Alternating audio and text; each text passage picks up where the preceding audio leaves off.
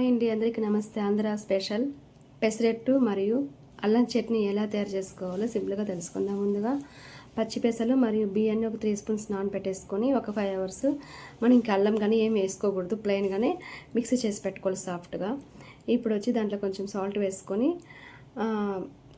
దోశలాగా వేసుకొని పైన onions, green chilli వేసుకొని, మీకు కాంటే జీలకర్ర కూడా వేసుకోవచ్చు. నేనైతే వేసుకోవాలి, నాకు ఇష్టం లేదని.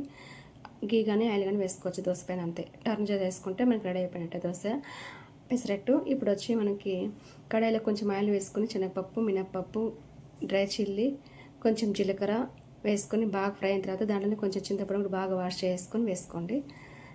ఇది పక్కకు తీసుకొని మిక్సీలోకి కొంచెం ఉప్పు వేసుకొని మనం మెత్తగా పొడి చేసుకోవాలి, ఓకేనా. ఇప్పుడు వచ్చి మనం అల్లం కూడా సన్నగా కట్ చేసుకొని పీల్ చేసుకుంది ఫ్రై చేసుకొని కొంచెం ఆయిల్ దాంట్లోనే కొంచెం అల్లం బెల్లం ముక్కలు కూడా వేసేసుకొని రెడీ అయిపోయినట్లే. Please friends, support